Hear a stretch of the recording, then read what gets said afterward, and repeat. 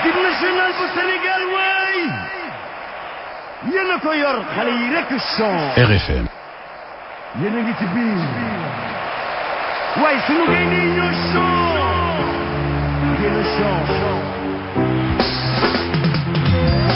gaynde bu demee ci àll day rëbb daal di fàtt andi ci kër gi nag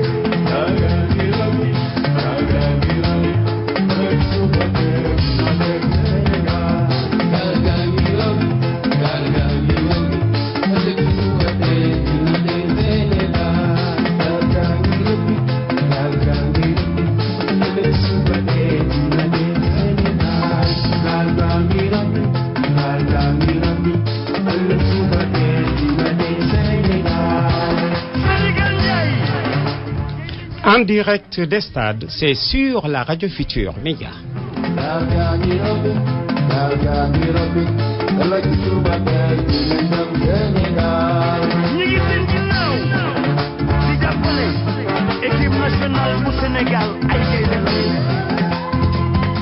Ans Ndiaye à la mise en onde, Yoro Mangara du côté de la réalisation, à la présentation Abdoulaye Diaw.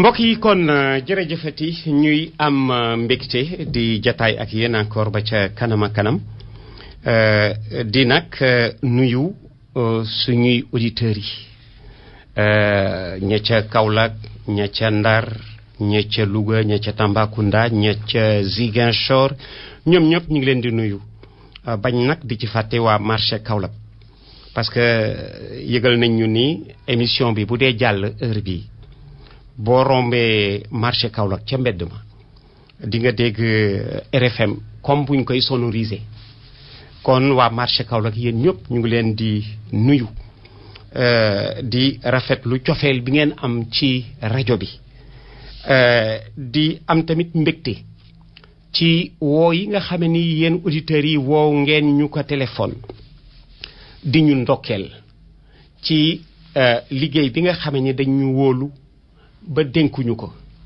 mu di lii nga xam ni dañu ko dénk Youssou Ndour. Vous avez raison, vous ne vous êtes pas trompé. Youssou bu ñu ko dénkee teraanga ju nga xam ni sénégalais yi dañ koy seenu muy meññ, vous avez raison, confondre ñu ci ndax liggéey boobu dinañ ci ànd ak moom challenge la bu rëy rëy rëy. ñun ñëpp bañ ko déggee dañu retrousser suñuy chemise ak suñuy manche chemise ak suñuy pantalon pour gunge ko ci liggéey bu rafet boobu danaa ciy dellu si tout à l'heure kon yéen it ndokkale ba neex parce que sopp Youssou Ndour moo tax boobu ba léegi ngeen di ñu woo téléphone di ñu féliciter ñii di ñu envoyer message parce que dafa am ñu ñu gis ci lii nga xam ne dañ ko dénk Youssou bu ñii dee wax félicitation man dama koy dolli doole yërëm parce que xam nga buñ la dénkee lu mel nii on attend de toi monts et merveilles ku ci nekk mi ngeen nekk ci yow nga def loo xame ni dana bég muy nag liggéey bu nga xam ni kër gi yëpp dañ cee jàpp nañ ci jàppe woon ba ñu nekkee Sport FM jàpp ci ba mu nekk RFM jàpp ci ba journal bi ñëw ñu ni mooy premier jàpp ci ba rajo bi ñëw ñu ni mooy première jàpp ci ba télévision bi ñëw ñu ni dafa teel a barkeel noonu lañ koy gunge ci yi nga xam ni dañu war mën a nekk culture ak tourisme parce que touriste bu xasee ba ñëw dana bëgg a xam sa culture te sa culture tamit defe naa ni dafay jaar ci tourisme dinañ ci dellu si waxtaan jërëjëf ci seeni ñaan bu leen ñu fàtte ci ñaan pour que yan bi gën a woyof ñu ànd di leen liggéeyal suñu mbégte moo di leen liggéeyal alors ci noonu fi ngañ jeexale léegi fa laay ubbee moo di programme mu làmb ji leen di nekk tey jii ci diggante suba ci dimanche ji ak altine ci stade Demba Diop suba ci dimanche ji ak altine ci stade Demba Diop suba ci dimanche ji ci diggante Eumeu Sène ak Lac de Guiers maa ngi naan tout à l'heure Ngagne Diagne avant muy génn Garmi Ngagne yaa Garmi ku ci moom lunettes yi Ngagne waaw maa ngi ber lunettes yi maa ngi naan waxtaan wee neex jërëjëf Diagne merci Ngagne Diagne maa ngi rafetlu foofu nga xam ne fa la Ngagne daaneele woon tout à l'heure ma ni fa laay ubbee ci combat wu suba bi Eumeu Sène Lac de Guiers altine ci diggante Boy Niang 2 ak Double Less 2 maa ngi naan tout à l'heure Ngagne ci rédaction ba ma ni que Eumeu Sène mook Lac de Guiers bu ñu doon équipe bu football ma ni ñaari défense yu dëgër dinañ janoo Eumeu Sène ak Lac de Guiers bu ñu doon équipe bu football ma ni ñaari défense yu dëgër këcc ñooy janoo ça veut tout dire xam nga nag ñaari défense bu ñu dëgëree xeex mooy indi am lu wadd pour dara wadd foog xeex am bu ñaari défense dëgëree nga xam ne techniquement doo am foo jaar yoon bi rek moo di xeex waaw te ni ko Ngagne waxee tout à l'heure nee na ragal naa dinañu xeex ba kaw sax mën na ci génn parce que ñoom ñaar ñëpp seen défense dafa baax di nag ñaari xale yu nga xam ne ñoom ñaar ñëpp dañ ci am yaakaar autant Eumeu Sène que Lac de Guiers ñu bokk nag wërsëg waaw ñu bokk wërsëg parce que chaque fois dama naan mbër yi yéen a bokk wërsëg en un mot du ngeen adversaire vous êtes des partenaires de l'enjeu waaw vous êtes des partenaires de l'enjeu parce que su ngeen demee bay waaj a bëre su fa kenn newul rek combat ba dootul am waaw su fa kenn newul combat ba dootul am kon yéen a bokk wërsëg benn dimanche moo leen di boole xëy na ba la ngeen di dajawaat dans 5 ans c'est tellement vrai que ba ñu ngujjee daje yàgg na kon yéen a bokk wërsëg yéen Eumeu Sène ak Lac de Guiers yéen Boy Niang 2 ak Double Less 2 yéen a vous êtes de la même famille da ngay gis benn famille kii football yi Gorée kii football yi Jaraaf waaw du tee bokk benn famille départ la ak arrivé kon yal na leen jikk yéen xale yi ci diggante dimanche ji ak altine ji alors gannaaw lamb jooju nga xamee ni moom laa ubbee waxtaan wi damay ñëw di féliciter doomu ndar bu mag bile damay ñëw di féliciter doomu ndar bu mag bii nga xamee ni dafa am distinction africaine Mbaye Boye Fall Mbaye Boye Fall mi nga xamee ni mooy papay judo ca Ndar Mbaye Boye Fall c'est le père du judo à Saint-Louis Ndar dama fa juddoo màgge fa judo amu fa woon bii doole Mbaye Boye Fall moo ko fa def Ndar dama fa juddoo màgg fa Ndar googu ma juddoo màgge fa football fa ëppoon doole gannaaw football basket gannaaw basket natation ay water polo parce que Ndar jaar na foofu ndax plan d'eau naturel yi football basket natation water polo pétanque booru kay Henri ca tàkkal dex ga fa maa nga sunu maam xaar nekkoon foofu te léegi mu nekk defe naa ni mooy fa la ñu domicilier les arts martiaux foofu maa nga sunu maam xaar la woon bu ñu fa daan jaay dàkkaande kon Mbaye Boye Fall dafa di papay judo Mbaye Boye Fall dafa di papay judo à Saint-Louis Mbaye Boye Fall moom la ñuy décorer ca Maroc Agadir l'Union africaine de judo mooy décorer Mbaye Boye Fall pour service rendu au judo africain au judo sénégalais au judo africain kon Mbaye Boye Fall li mu doon liggéey moom ci judo yëpp seen wu ci woon lii lu defar Ndar rek Mbaye Boye Fall lu defar Ndar rek lay wut waaw buñ dee rawante bëgg na Ndar jël premier et dans le monde et en Afrique loolu moo ko ci dugaloon moom Mbaye Boye Fall tey jii teraanga ji fekk ka ci te teraanga ji ko ci fekk dafa di loo xame ni Ndar yëpp dañu koy tiitaroo Sénégal di ko tiitaroo parce que c'est une distinction africaine dinañ ko jox ca Maroc fa nga xame ni fa la championnat d'Afrique yi am mu door depuis le 4 di war a jeex suba ca Agadir kon di gërëm Mbaye Boye Fall ci liggéey bi mu liggéey ba Afrique ni ko yow la kaay ñu décorer la pour service rendu Mbaye Boye Fall doomu Ndar yëpp dañ koy sagoo di ko tiitaroo jërëjëfati. bëggoon naa nag tey jii sa xarit bi fekke loolu Almami Fall bëggoon naa Almami Fall fekke loolu waaye fa mu tëdd dana ko yëg waaw ndax ñooñu tey jii ñooñu war di ñaanal Almami Fall fa mu tëdd dana ko yëg Mbaye Boye parce que ku la soppoon la ku la yéene woon bii réussite la. Mbaye Boye félicitation foofu nga nekk ci Maroc yéen ay mbokkam ci Ndar ak i xaritam ak i soppeem félicitation. gannaaw loolu dinañu aussi féliciter Isabelle Sambou. Isabelle Sambou ci palmarèsu meilleure athlète africaine de l'année moom Isabelle Sambou daf ci jël 3e. Elle a été élue en décembre meilleure sportive sénégalaise de l'année. bëre lay def moom la lutteuse Isabelle Sambou qualifiée aux Jeux olympiques de Londres en 2012 mu jël nag 3e ci li nga xam ni dafa di la première édition de la meilleure sportive africaine de l'année 2011. C'était la semaine dernière à Abidjan.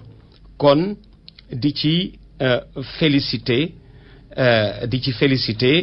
Isabelle Sambou ci bi distinction. Tout à l'heure je parlais de judo avec Mbaye Boye Fall. Sachez que les 33e championnats d'Afrique senior yay am fële ca Maroc Monica Sagna jox na Sénégal sa troisième médaille.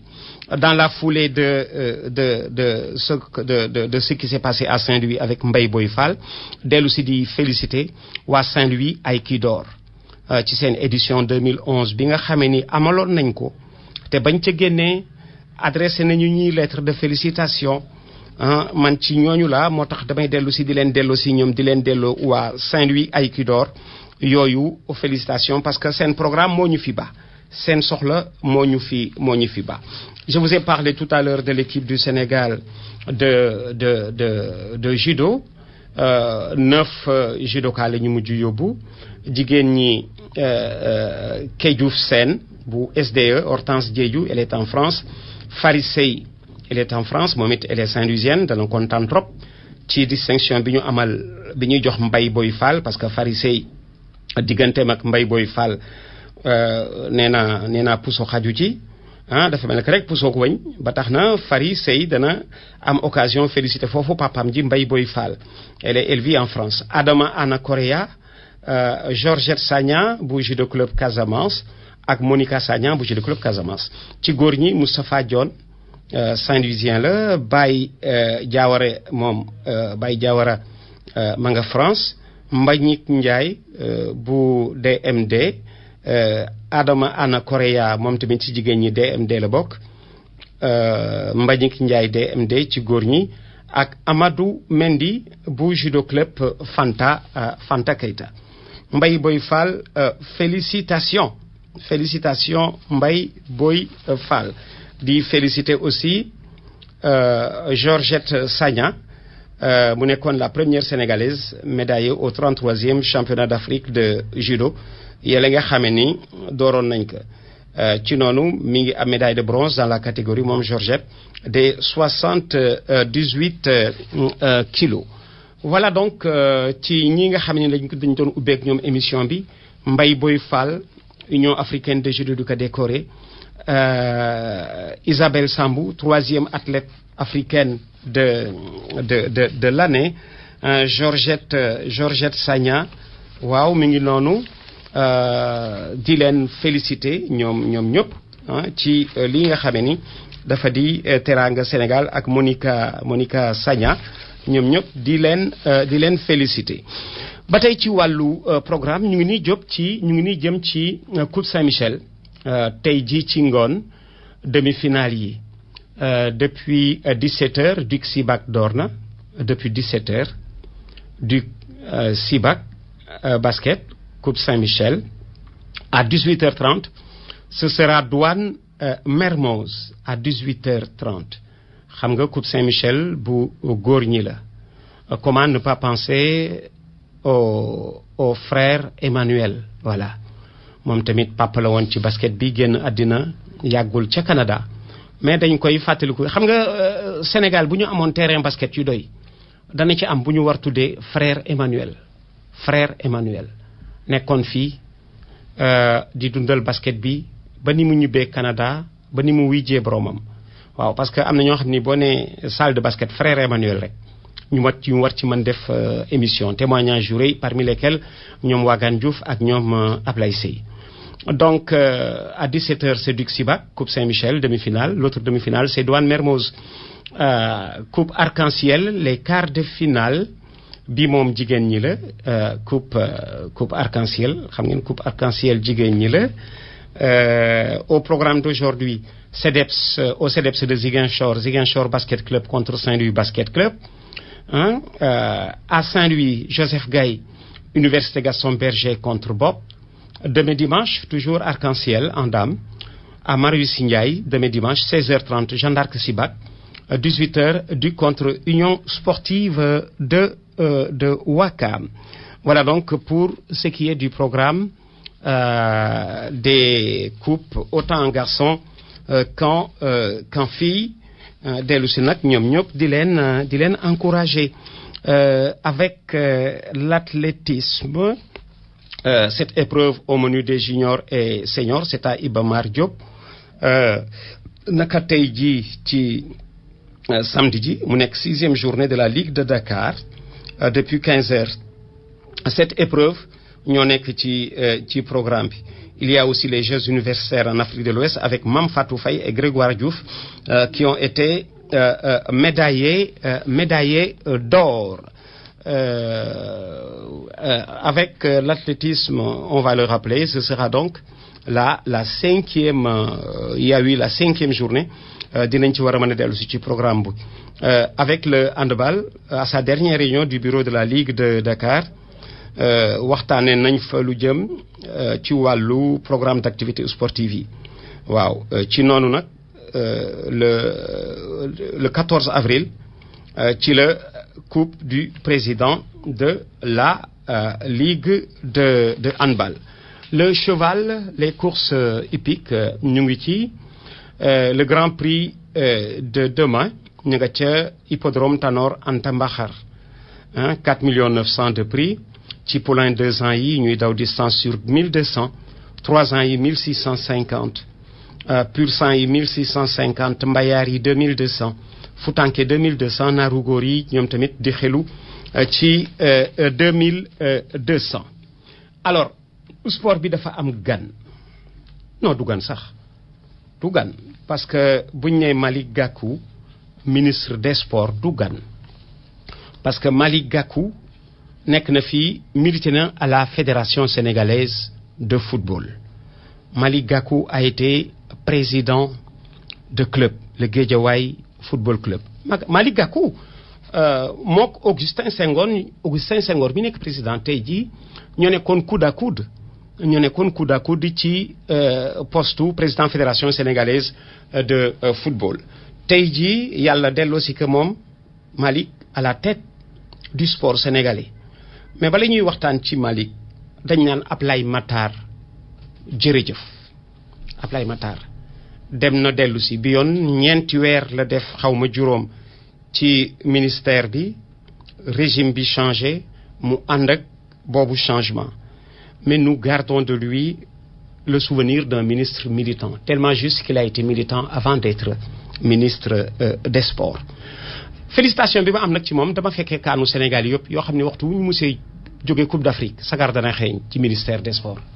waxtu wu ñu musee jógee Coupe d'Afrique sagar xeeñ na ministère des sports gannaaw kaanu Ablaye Matar ci kaan bi waxuñ ci waxu ministère pour gestion bu nga xamee ni amul benn lu effiloché di ko féliciter nee naa bu fekkoon dañuy élire ministre des sports ku nekk ak moom bu nekkee candidat ku yebu bàyyi parce que sénégalais yi gëm nañ ni muy yoree sport bi noonu la pour avoir été un militant du sport.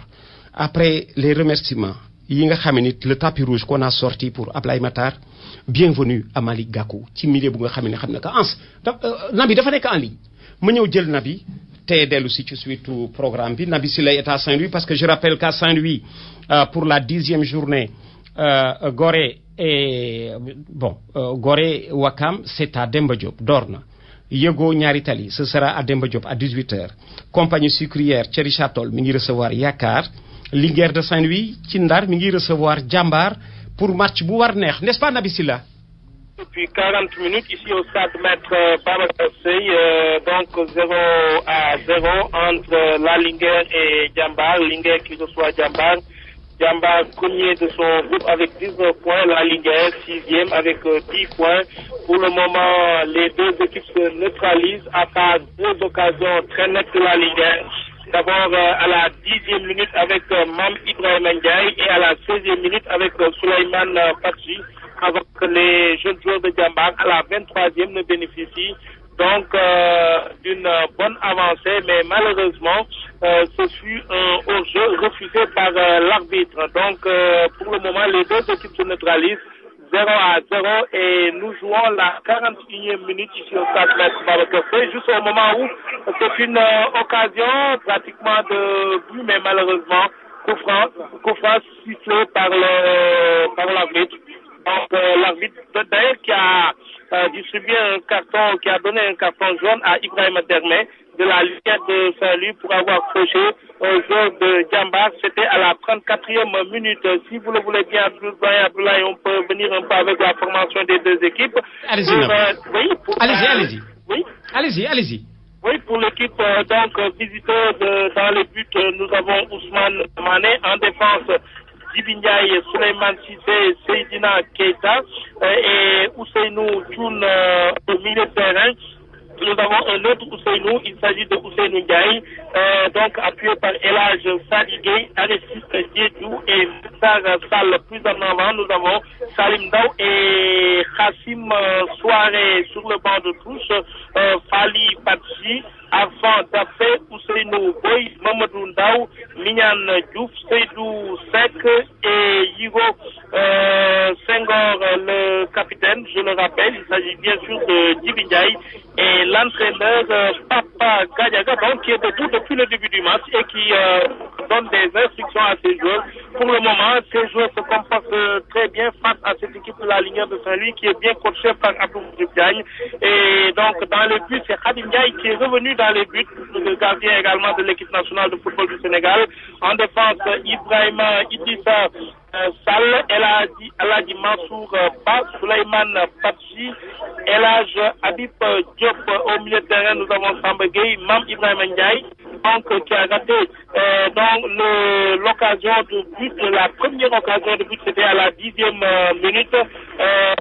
Ensuite, Mamadou Sek et plus en avant, nous avons Moussa Dembélé Tombé, Ibrahim Dermé qui a occupé un carton jaune, c'était à la 34e minute. Et plus en avant, nous avons Mohamed Remy Gomis qui tente de faire de son mieux, comme c'est le cas actuellement avec ce corner de la Linguère de Saint-Louis qui est tiré du côté donc de la tribune ferroviaire et qui sera bientôt exécuté, un corner. Et l'essentiel des joueurs de Jambar sont dans leur surface de réparation. Un corner qui est parti, repoussé par la défense de Jambar. Salim Daw qui met une tête une seconde fois et le ballon ne va pas très loin, d'autant plus qu'il est récupéré par Ibrahim Dermé qui remet dans le paquet. Et une bonne défense de Jambar qui se débrouille et qui donc se dégage, un ballon qui n'est pas allé très loin, d'autant plus que c'est encore récupéré par cette défense de la Linguère de Saint-Louis. Et occasion manquée par Rémi Gomis qui a mis la tête, malheureusement le ballon est donc allé très haut. Donc ici au stade de Maître Babacar Seye, nous sommes à la 43e minute en attendant la mi-temps. Dans 2 minutes, nous allons à la mi-temps doyen Abdoulaye. Simplement avec ci stade Maître Babacar Seye bi match bi dooree ak léegi am na ñeent fukki simili ak ñett ci diggante Linguère bi nga xamee ni moo di dalal di Jambar. Linguère nag jël juróom-benneelu place bi ci di dalal Jambar bi nga xamee ni 19 points la am fukki poñ ak juróom-ñeent te itam nekk ci bopp rek poulam mu doon équipe boo xam ne match boo xam ni neex na lool ndax su fekkee gis nañu ci ndorteel yi ci fukkeelu simili bi Mame Ibrahima Ndiaye amoon na fi occasion bu nekk pour Linguère mais jot ko dugal Souleymane Badji amoon daanaka lu ni mel ci fukkeelu simili bi ak juróom-benn waaye di fàttali li nga xam ne rek moo di jàmbaar amoon nañu benn loo xam ne di hors-jeu boo xam ne arbitre bi daf ko bañ.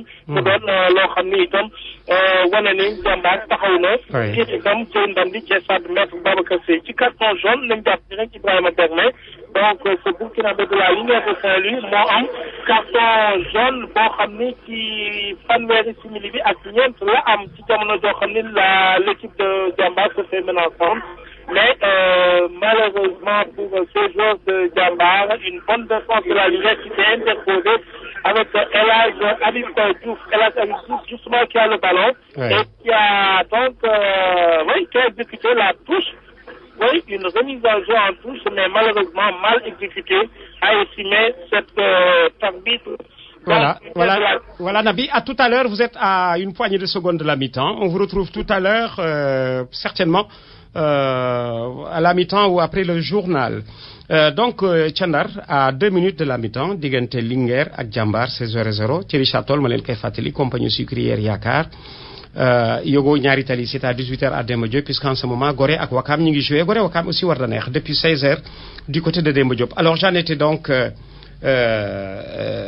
au départ de Ablaye Matar Diop bàyyi fi ay souvenirs yu rafet arrivée de Malick Gakou que j'ai rencontré pendant que la Jeanne d'Arc était allée lui présenter la coupe du WAC que la Jeanne d'Arc avait ramené de Casablanca. C'était exactement au mois de juillet 2010. On va écouter Malick Gakou, l'actuel ministre des Sports, qui recevait au conseil régional de Dakar la Jeanne d'Arc. C'était le 31 juillet 2010, la Jeanne d'Arc rentrait du Maroc au Rieleur de Gloire pour y avoir gagné le tournoi du WAC. Malick Gakou, que nous écoutons, l'actuel ministre. La Jeanne d'Arc de Dakar, c'est le club de ma verte jeunesse. La Jeanne d'Arc de Dakar, c'est le club de mon enfance. La Jeanne d'Arc de Dakar, c'est le club d'une grande partie de mon cœur. J'ai supporté la Jeanne d'Arc et enfant de Dakar, j'ai gambadé dans les rues pour crier haut et fort le flambeau de la Jeanne d'Arc de Dakar. Et c'est pourquoi, avec beaucoup de fierté, beaucoup de joie, je suis aujourd'hui très très honoré, au nom de la région de Dakar, de recevoir ce trophée-là. Sans nul doute, et nous le savions, puisque la Jeanne d'Arc est un très grand club. N'est-ce pas là une la palissade que de le dire. Mais nous savons aussi que la Jeanne d'Arc est un club d'histoire. La Jeanne d'Arc est un club de gloire, pour ne pas dire de mémoire. Alors, comment ne pas évoquer la mémoire pour dire ici, haut et fort, que la Jeanne d'Arc nous a gratifié de tous les bonheurs sur tous les terrains du Sénégal, de l'Afrique et même du monde. Donc je voudrais dire à la Jeanne d'Arc merci. Et je voudrais dire à la Jeanne d'Arc aussi toute la satisfaction que nous avons de l'accueillir ici au sein du Conseil régional de Dakar. J'y reviendrai tout à l'heure. Mesdames, Messieurs, le Conseil régional de Dakar, par ma voix, félicite la Jeanne d'Arc de Dakar. Nous disons merci à la Jeanne d'Arc de Dakar pour ce trophée, puisque c'est un grand trophée, puisque c'est un trophée qui honore la Jeanne d'Arc. C'est un trophée qui honore l'ensemble des clubs de la région de Dakar. C'est un trophée qui honore tous les clubs de football du Sénégal. C'est un trophée qui honore le Sénégal. C'est un trophée qui honore la République du Sénégal. C'est un trophée qui honore l'Afrique et le monde, parce que c'est un trophée acquis de haute lutte et dans le fair play. Donc merci à la Jeanne d'Arc, merci pour ce grand bonheur que vous offrez au peuple sénégalais par ce bel homme. Voilà, c'était il y a 2 ans, au mois de juillet, 31 juillet. Nous étions au conseil régional de Dakar sur la VDN, la Jeanne d'Arc qui était venue lui présenter ce trophée ramené de Casablanca et qui avait fait énormément plaisir à Moussa Ndao, simplement parce que Moussa a été champion d'Afrique avec le WAC et quand son équipe de famille y est allée pour y jouer, la star, c'était bien entendu Moussa Ndao qui était aux côtés de Malick Gakou pour présenter ce trophée. Donc bienvenue au nouveau ministre et encore une nouvelle fois félicitations au ministre sortant, Abdoulaye Mokhtar Diop. Alors, dans la foulée, je vous rappelle que la Linguère de Saint-Louis convoque tous les membres des sections régionales. La Linguère, tous les membres des sections régionales à une réunion d'information demain, dimanche, à partir de 10h au siège du club. La présence de toutes les sections est indispensable, indique le secrétaire général Moustapha Diop. Bon, le siège du club, j'imagine que c'est encore à Saint-Louis, c'est vrai. L'équipe étant saint-louisienne, c'est vrai que la Linguère a eu souvent à se réunir à Dakar, sur l'avenue Faidherbe. Et comme ici on parle de siège du club, sans doute ce sera à Saint-Louis. Pour d'autres renseignements, il vous faudra appeler le responsable de la communication à la Linguère de Saint-Louis, Bathily. Sinon, lui, il va nous appeler, s'il peut entrer dans l'émission, Bathily, puisque c'est important. Il s'agit des sections régionales de la Linguère de Saint-Louis en réunion de 10h. Bathily, s'il peut nous appeler pour la précision qui s'y est. Alors, tout à l'heure, donc, maa ngi woon ci 10e journée bi nga xamee ni tey ci samedi ji la door di continuer demain ci diggante Tirokounda AS Pikine, Casa Sport Dara, lundi Guédiawaye Duc à Demba Diop, à Guédiawaye Duc à Guédiawaye, mardi Demba Diop Jaraaf Douane. Alors dafa am sama doom ju ma waroon recevoir dans l'émission doomu Thialan, parce que Thialan dañ koy wàcceel Kamin lundi. Xam nga Thialan c'est le premier 12e homme. Moustapha Fall État Yoff. Mais dama bëggoon sama doomu Thialan ji ma waroon ñëw ci émission bi demain mu dugg léegi ci téléphone bi à 18h15 au 849 16 44. 849 16 44, parce que demain comme tranche bi dañ koy bàyyi ak làmb ji dafay xat di fàttali kon bokk ni Thialan dañ koy wàcceel Kamin lundi. Ma bëgg nag doomam di suñu doom dugg ci pour information yi nga xam ni moom lañ soxla. Ñu dem Yoff fekki Moustapha Fall suñu correspondant permanent à Yoff. Moustapha, bonsoir. Bonsoir Abdoulaye. Bonsoir Moustapha. Bonsoir à tous les auditeurs de la Radio Futur Média. Bienvenue au stade de Yoff pour ce match comptant pour la 10e journée du championnat national de Ligue 2 entre la Renaissance sportive de Yoff et le port autonome de Dakar. Nous sommes à la mi-temps et c'est le port autonome de Dakar qui mène sur la marque d'1 but à 0. Un but marqué à la 43e minute de jeu par Abdoulaye Diakhaté suite à une belle action collective par le milieu du port autonome de Dakar, en centre venu de la droite vers la gauche de Cheikh Ahmed Tidiane Samb. Abdoulaye Diakhaté d'une frappe puissante n'a laissé aucune chance au quartier de la Renaissance sportive de Yoff, permettant à Chenel d'équipe de mener sur la marque d'1 but à 0. Rien à dire, le gardien Yoff est resté débutatif sur sa ligne de but Abdoulaye. Et si vous me permettez, avant le journal, je m'en vais très rapidement vous donner la composition des deux équipes. Nous allons démarrer par la Renaissance sportive de Yoff. Nous avons dans le but Saloum Diop. En défense de gauche à droite, Elhadji Momar Ndiaye et Moussa Sarr Diop. Dans l'axe du but, Batsouley Diagne et Amadou Sey. Au milieu du terrain, Mamadou Ndiakende, Elhadji Sissoko, Adama Tchandoum et Mbaye Diagne. En attaque, Medoune Ndiaye et Mourtar Sow. Pour le port autonome de Dakar, nous avons dans le but Talesen. En défense de gauche à droite, Ibrahima Diop et Seydou Bathily. Dans l'axe du but, Mamadou Ndiaye et Paulo Gomis. Au milieu du terrain, Mahmoud Bangoura, Mohamed Touré, Cheikh Ahmed Tidiane Senghé et Amadou Barry. En attaque, Mamadou Gueye et Abdallah Diakhaté Abdoulaye, pour vous annoncer que avant le début de cette rencontre, il y a eu une minute de silence à la mémoire de l'arbitre Fadjara Sissoko, le président de la CRA de Louga, décédé avant-hier à Louga. La RFM à travers ma voix présente ses condoléances à la famille de Fadjara Sissoko et le corps arbitral dirigé par le président de la commission centrale des arbitres de football, Michel Badarassar Mamaya Sen. C'est la mi-temps ici au stade de Yoff entre le port autonome de Dakar et la Renaissance sportive de Yoff. L'équipe du port qui est en train de réussir une bonne opération puisque le port mène sur la marque d'1 but à 0. Et je pense qu'Abdoulaye retour, je vais prendre le nouveau président du port autonome de Dakar, puisque après Cor Sensar, le port a changé aujourd'hui d'intérieur. Il est à mes côtés et comme nous sommes à quelques minutes du journal au retour, je vais recueillir ses impressions par rapport à cette nomination. Il s'appelle Michel Thialé, il a été élu aujourd'hui nouveau président du port autonome de Dakar. Donc Abdoulaye, je m'en vais vous retourner l'antenne tout en espérant vous retrouver à À tout à l'heure. À tout à l'heure, Moustapha Fall. Voilà. On est à 3 minutes du journal. En sans doute soxla nga léegi antenne bi pour waajal journal bi.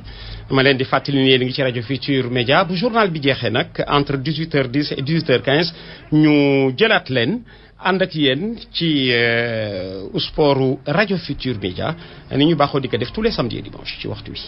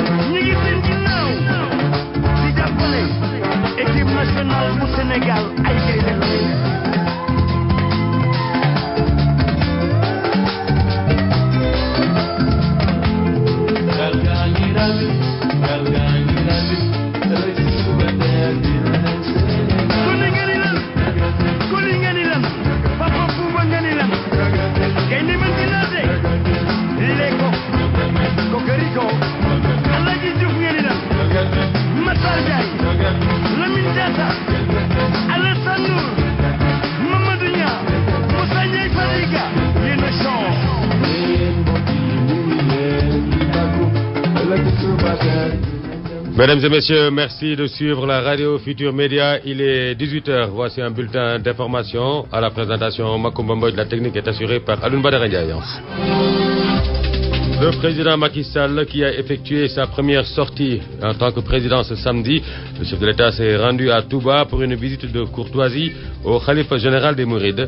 Macky Sall, qui s'est engagé par ailleurs à poursuivre les chantiers de Touba. Abdoulaye Fam.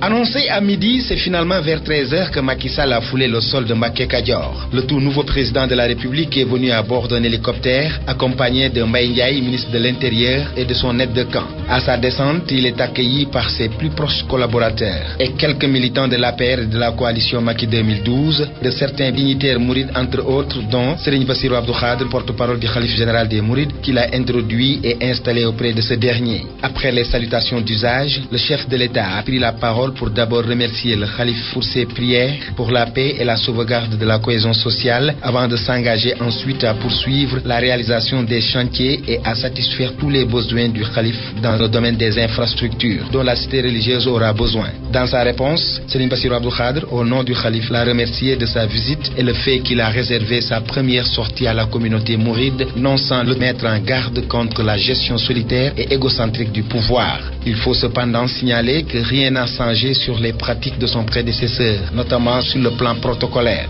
La fameuse mallette est toujours là, bien présente entre les mains de son aide de camp. Après un long entretien à huis clos dans la chambre privée du khalife, et après déjeuner, Macky Sall et sa délégation ont quitté Mbacké Kadior vers 14h30. Abdoulaye Fam, Mbacké Kadior, RFM.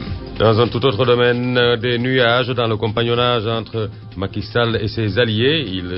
Le nœud du problème va être constitué par le partage des sièges à l'issue des prochaines législatives également. Des détails avec Babacar Fall. Les relations commencent à se gâter entre le président Macky Sall et ses alliés.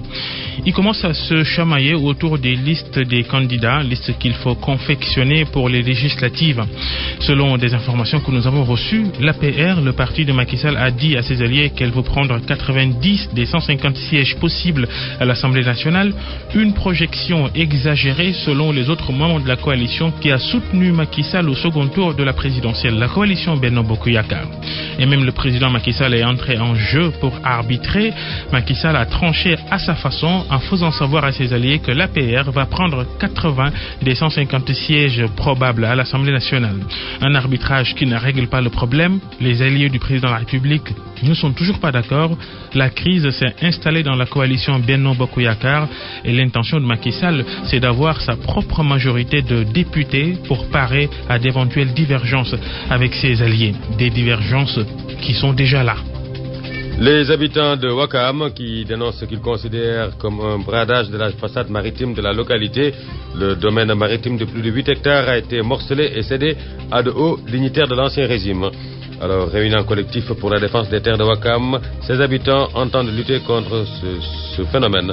Abdelaziz Gueye, leur porte-parole, il est avec Alousseynou Diagne. C'est le domaine public maritime, donc c'est une zone non edificanding, mais à notre grande surprise, l'État a tout donné et les gens nous font savoir qu'ils ont des autorisations de construire en bonne et due forme, des R+3, et nous on n'a rien compris. C'est pour ça qu'aujourd'hui on manifeste notre mécontentement et notre volonté de nous opposer farouchement à ce projet. C'est à peu près 8 hectares, tout a été piqueté, ils ont fait des bornages.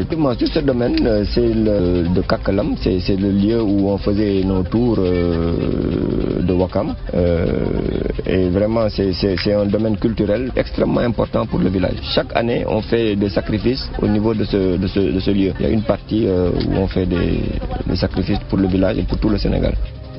Et puis la journée mondiale de la santé était célébrée ce samedi. Le thème de cette édition, vieillissement et santé, le thème choisi donc pour cette année.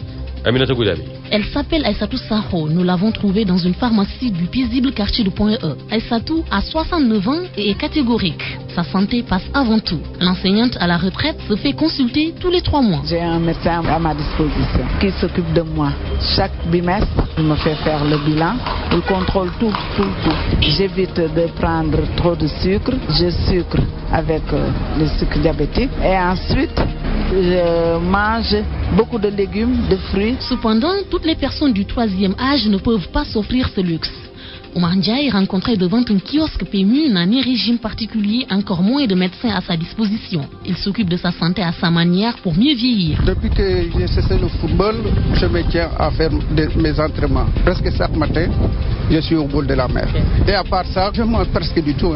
Tout ce qu'on me sert, je le mange. Cette vieille dame, âgée de 79 ans, souffre de beaucoup de maladies à la fois. Impossible de lui soutirer un mot. Son fils parle à sa place et évoque le plan Sésame. Des pieds, des jambes et autres, quoi. Elle a aussi une droite qui lui fait très mal aussi, quoi. Mais pour se soigner, il est très difficile de se soigner au Sénégal parce que tout ce que nous avait promis le chef de l'État, surtout sur le plan Sésame, il n'y a absolument rien qui se fait. Une bonne santé pour mieux vieillir, slogan de la Journée mondiale de la santé. Ces personnes âgées applaudissent, mais réclament plus de considération dans les structures de santé. Hivernage et campagne agricole dans la vallée du fleuve Sénégal. Les paysans demandent aux autorités de maintenir le dispositif actuel, cela afin de parer à toute éventualité. Des paysans qui souhaitent également la mise en place d'intrants avant la fin de ce mois. Et en ce qui concerne la relance de la riziculture, les paysans sollicitent des moratoires destinés au remboursement de 500 millions de francs CFA. Allez, Banel. Face au déficit céréalier au nord du pays, les agriculteurs de Matam appellent à la mobilisation de ressources pour une meilleure préparation de la campagne hivernale. Les riziculteurs de la vallée du fleuve Sénégal, qui ont subi les conséquences du retard dans la mise en place des intrants, invitent cette fois les nouvelles autorités à maintenir le dispositif actuel pour éviter toutes sortes de perturbations. Vieux Baïdalaï Kane est le président de l'Union de Bokidjawé. Personne ne doute de l'échec de la campagne passée pour des raisons que tout le monde connaît. C'est pourquoi aujourd'hui, avec l'avènement de nouvelles autorités, nous les proposons de maintenir ces ressources humaines qui étaient là depuis. Parce que si on doit amener de nouvelles têtes pour nous préparer la campagne, on est déjà au début du mois d'avril, on n'aura pas le temps nécessaire pour tout mettre en place. C'est une préoccupation majeure de tous les paysans de la vallée du fleuve, parce que tout le monde sait que l'échec de la précédente campagne est lié au retard dans la mise en place des intrants. Très endettés au niveau de la Caisse nationale de crédit agricole du Sénégal, les riziculteurs de Matam préconisent un système de moratoire pour faire face au remboursement devenu depuis quelques années une condition sine qua non. Et pour relancer le secteur, ils veulent également le retour de l'engrais DAP pour booster les rendements rizicoles. Comme Mais sans ce moratoire-là, où est-ce qu'on va trouver l'argent pour payer cette dette de la banque? Rappelez-vous que nous devons à la Caisse nationale de crédit agricole plus de 500 millions de francs et on n'a pas récolté. Les quelques paysans qui ont eu du riz, ils ont préféré mettre ça dans les greniers pour l'alimentation de la famille, que la banque accepte des moratoires. Et en dehors de cela, il faut que le gouvernement ramène les DAP. On ne peut pas faire du riz, avoir de bons rendements sans le DAP. Il faut être sérieux. Selon les techniciens agricoles, il faudrait impérativement le déploiement des intrants avant le dernier décade du mois de mai prochain. Également, selon les mêmes sources, la réhabilitation des infrastructures hydrauliques afin d'améliorer le système d'irrigation des terres. Matam, Ali Bandelnian, RFM. Ali Kotondiaï est le nouveau ministre de la Jeunesse, de la Formation professionnelle et de l'Emploi. La nomination d'un natif de Fatick qui est bien accueilli par les jeunes de cette région. Des jeunes en grande partie constitués de chômeurs et de conducteurs de moto Jakarta qui fondent beaucoup d'espoir sur le nouveau ministre de l'Emploi, Youssouf Bodian. Paul Fassa Diop a 30 ans, marié depuis près de 9 mois. Après son bac et un passage au département d'anglais de l'université de Dakar, il est rentré chez lui à Fatick.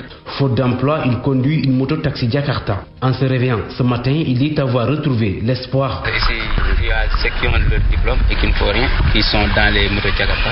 Beaucoup même, beaucoup. Si tu prends ceux qui travaillent ici, sont les gens que Sitor avait pris à l'université. Tout le reste sont des chômeurs, à part les conducteurs de vélo-taxi. Nous espérons qu'il va aider les gens, même des jeunes des autres localités aussi, ça serait. Comme lui, ils sont nombreux, les jeunes Fatikois qui se transforment en conducteurs de moto-taxi Jakarta. Papsen pense qu'ils doivent se former et s'organiser pour qu'ils puissent être soutenus efficacement. Je recommande aux jeunes de leur faciliter à la tâche, pour se regrouper autour des GE, de former au moins des groupes de 10 ou bien de 20 personnes pour former au moins un groupe. Faciliter la tâche pour qu'ils puissent financer quelque chose, comme des projets ou autre. Mais il ne faut pas croiser les bras seulement, ça ne va pas être facile.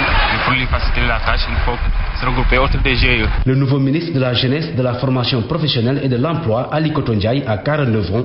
Il est docteur en pharmacie et réside permanemment à Fatick depuis son retour en 1998. Je ne me considère pas comme un ministre fatiguois, je suis un ministre de la République sénégalaise, mais c'est une récompense à l'œuvre des Fatiguois. Youssouf Bodian Fatick, Radio Futur Média. Hors du Sénégal et au Mali, le capitaine Amadou Sanogo, chef de la junte militaire, annonce le transfert du pouvoir dans les jours à venir.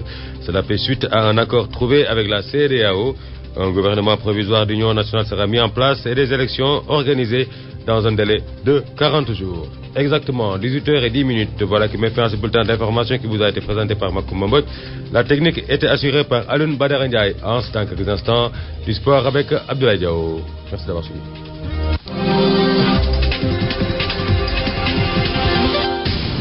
Publicité sur RFM.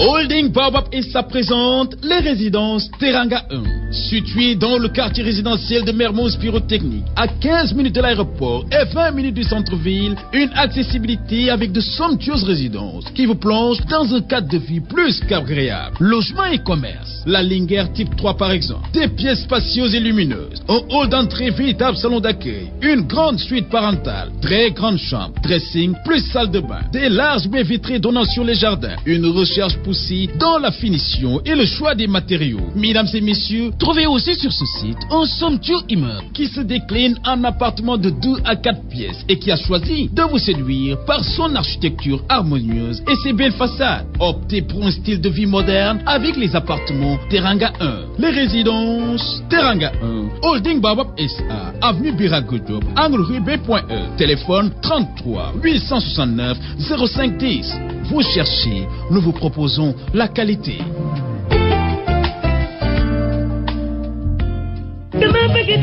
déglu leen xibaar bu bees ci mbirum dëkkuwaay képp ku soxla terrain ca Thiès Saint-Louis Kaolack wala Diourbel wala nga bëgg tabax kër déglul bu baax xibaaru groupe SCAC Afrique bii ngay menuisier maçon taxi taximan wala ci leneen looy mën a yëngu mën nga am terrain mbaa kër te doo joxe benn yoon apport personnel terrain si lu tàmbalee si ñetti junni ak juróom-ñaari téeméer ak juróom-ñaar fukk kese par weer wala nga am kër ci lu tàmbalee 52 000 francs kese par weer woote leen gaaw si suñu bureau bi nekk ci Dakar ci 33 864 27 37 ci Thiès ci 33 951 04 41 ci Saint-Louis ci 33 961 74 13 ci Kaolack 33 942 26 58 wala ca Mboro ci 33 955 79 79 wala ngeen seet ñu ci suñu site internet www.groupescat.com.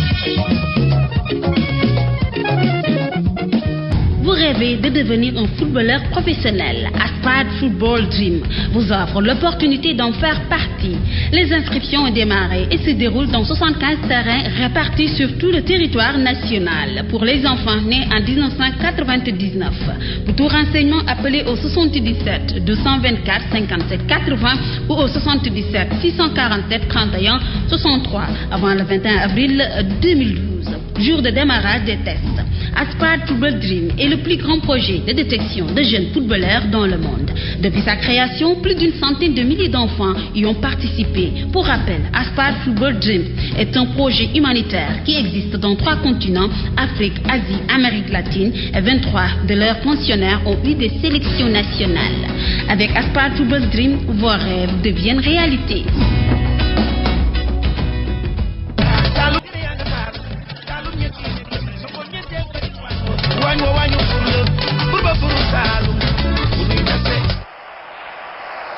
Équipe nationale bu Sénégal waay yéen a ko yor xale yi rek son yéen a ngi ci biir waay sunu gaynde yi ñoo son yéen a son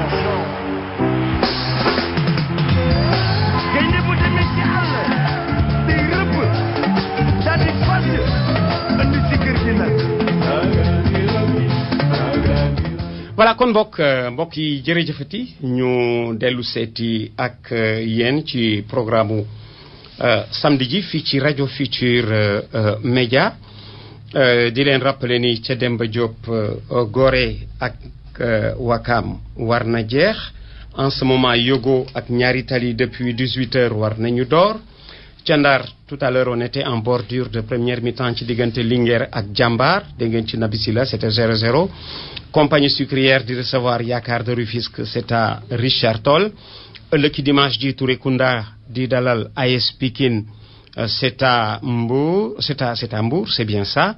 Le Casa Sport reçoit Dara Ziguinchor. Lundi, Guédiawaye Duc à 17h. Mardi, Jaraaf Douane, ce sera également à 17h. Xam ngeen tamit ni Coupe d'Europe bi Chelsea Barcelone ñooy dem demi-finale, Bayern Munich Real l'autre demi-finale, UEFA Ligue Sporting bu Lisbonne Atlético Bilbao, Atlético Madrid Valence, Espagne mi ngi waaj def comme on dit razzia parce que Espagne mën nañu finale et en Ligue des Champions et en Europa League.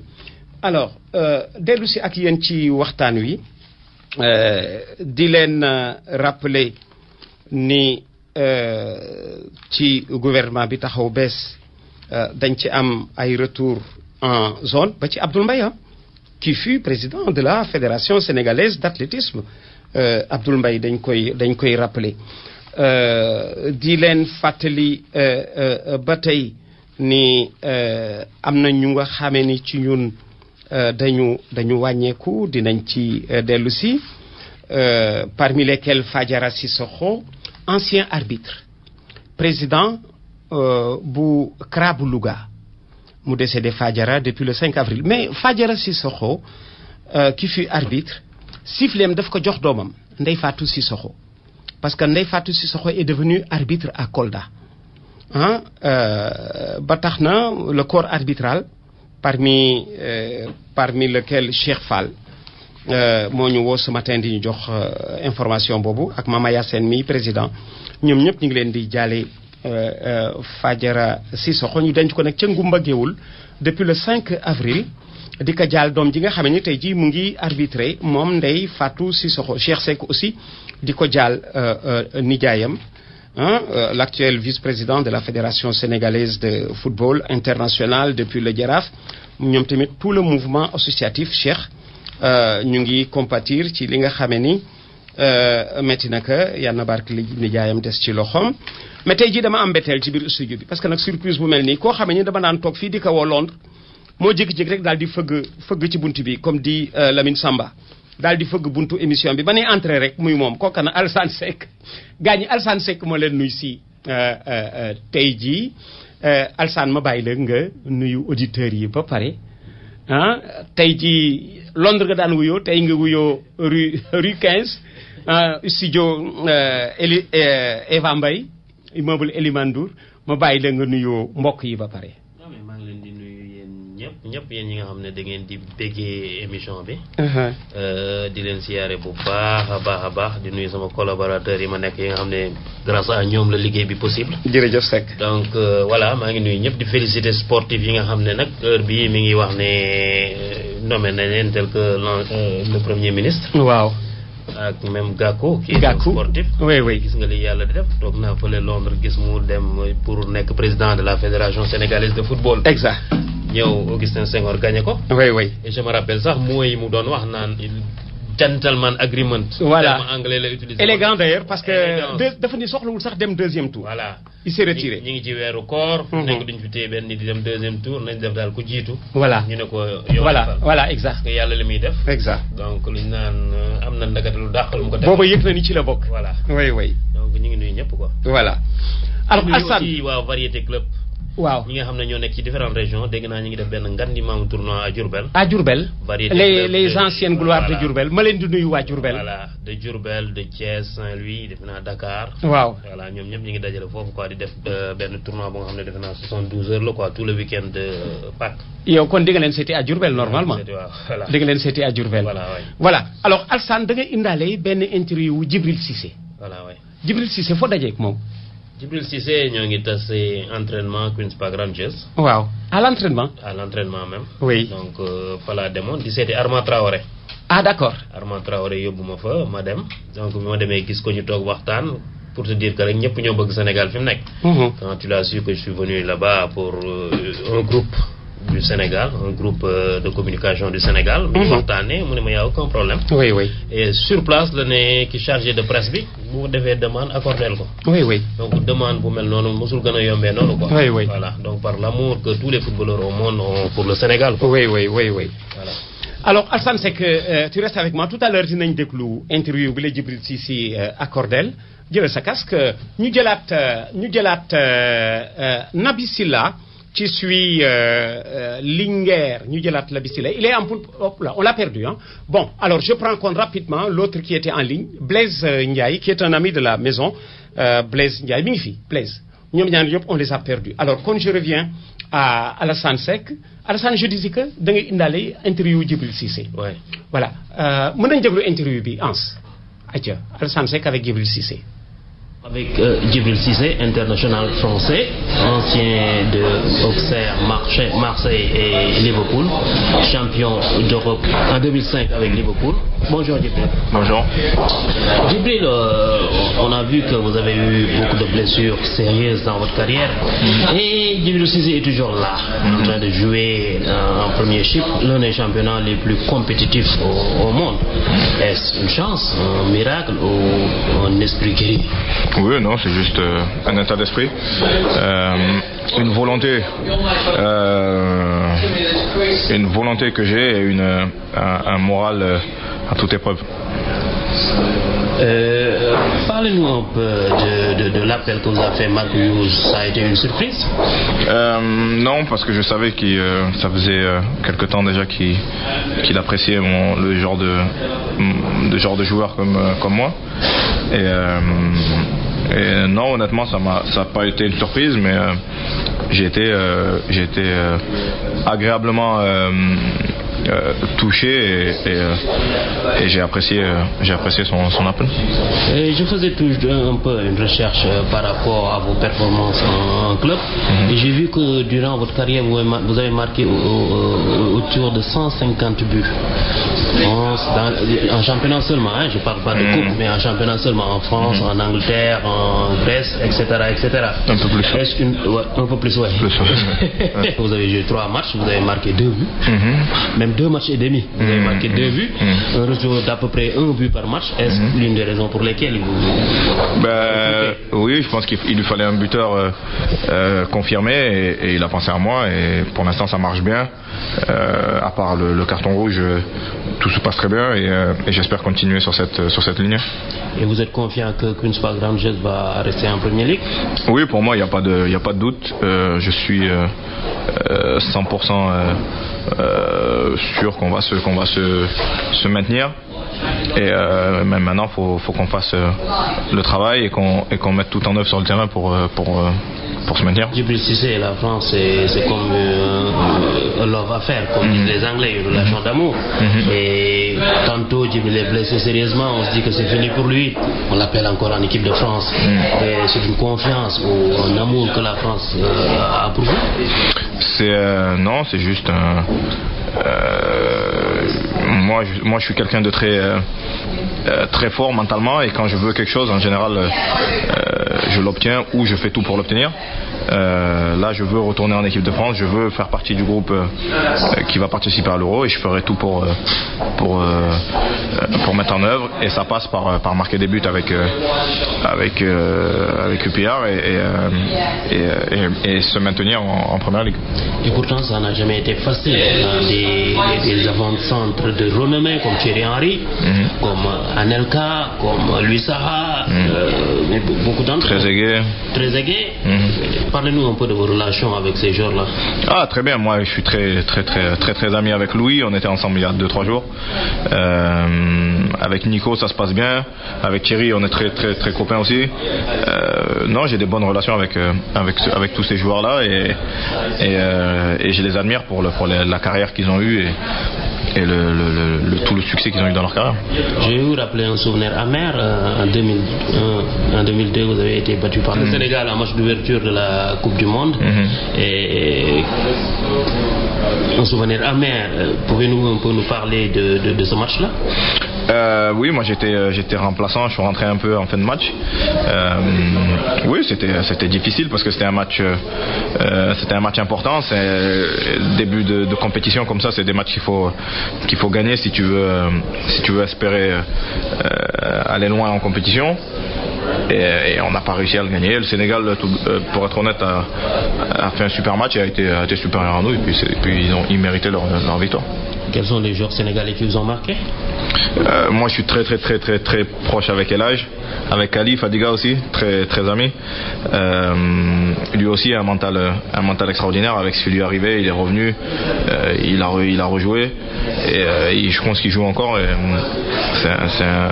C'est quelqu'un que j'admire, Kali Fadiga, et c'est un ami très proche. Salif aussi, j'ai joué avec lui, Diao. Vous avez aussi joué avec Amdi Faye? Avec Amdi aussi, un ami, un boxeur depuis longtemps. Oui, non, beaucoup d'amis, beaucoup de joueurs sénégalais. Vos meilleurs souvenirs avec l'équipe de France? Avec l'équipe de France, j'ai eu pas trop de succès avec l'équipe de France, mais j'ai eu un titre, la Coupe des Confédérations, des qualifications pour la Coupe du Monde, notamment pour l'Euro aussi, 2004. Non, ça c'est. J'ai des bons souvenirs, mais. Et pour terminer, il y a l'ascendance des numéros 9 africains dans ce championnat anglais. Il y a Drogba, il y a Adebayor, et on a aussi Eto'o qui a fait un bon championnat en Espagne, qui a fait des merveilles en Espagne. Il y a Demba qui arrive, Papis Cissé. Et vous nous parlez un peu de ces gens? Oui, c'est des super attaquants, c'est des joueurs de grande classe, des attaquants qui ont fait leur preuve. Demba a mis, je sais pas, plus de 20 buts déjà, ou un truc comme ça. Ouais, donc c'est des bons chiffres et comme quoi le football africain et les joueurs africains sont des joueurs de qualité et n'ont rien à envier à personne. Je vous remercie. Merci. Voilà.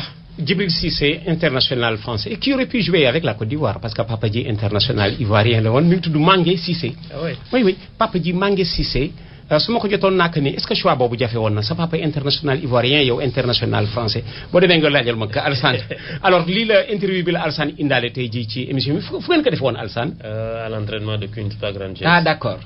D'accord. dama ko naroon indaale sax ak interview ak Papis Demba Cissé. waaw. Mais malheureusement, j'ai eu Papis Demba Cissé à 48 heures de mon voyage. Donc je ne pouvais pas voyager Londres, Newcastle, ñëwaat. Donc day metti ci man trop. On a remis ça, on a promis de remettre ça pour après les vacances quoi. Ah oui, d'accord. D'accord, après les vacances. Voilà. Mais diggante Papis Demba Cissé ak Demba Ba, dama remarque ni depuis quelque temps Demba Ba est moins efficace, Papis Demba Cissé plus efficace. Ouais. Est-ce que du Demba Ba dafa wàññi ci espace am pour jiital Papis. Loolu la surtout parce que boo seetloo temps yi Demba Ba est plus un 9,5 que numéro 9. Oui. Donc c'est lui l'avancement en retrait. C'était l'avancement de pointe, il marquait les buts, léegi c'est l'avancement en retrait. Oui. Et Papis Demba Cissé est là-bas rek li anglais yi wax avancement de boxe ci boxe bi lay nekk donc dafay dugal ay buts. Si ajoute Alassane que pourtant Papis Demba son entraîneur disait que dafa xaw nooy pour résumer. Pour le championnat anglais. Waaw dafa xaw a nooy pour le championnat. Pour ne rien cacher, je me disais que du jour bu nga xam ne. Il est pour le championnat mën naa teg sama xaalis pour mu réussir. En Angleterre. Voilà pour mu réussir en Angleterre.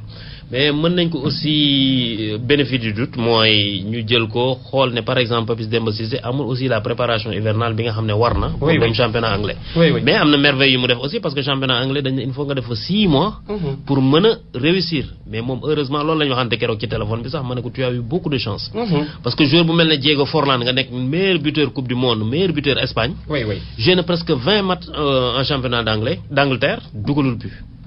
Du caaxaan joué na fa yàgg dugalul but. xoolal Torres. Voilà Fernando Torres. ma ne ko loolu bu la daloon rek affaire bi day diis yow mais yow da ngaa ñëw dugal. rek dox. Voilà da ngaa ñëw rek dugal. donc loolu moo la dimbali quoi. Il m'a dit effectivement. Oui. Donc pour man ak pour ñëpp pour les experts du championnat anglais moom il est en avance par rapport ak li ñu doon xaar ci moom.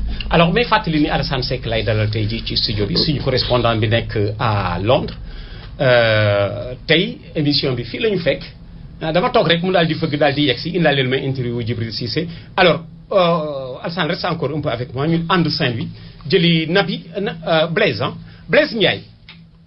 laay na nga def. Blaise bonsoir cher ami. na nga def. ça va agsi ci émission bi Blaise. waaw dama ci agsi ak mbégte. waaw. ak lu tooyal sama xol ci sama ndaw. ndeysaan. ndax dañu tudd ñetti nit. waaw.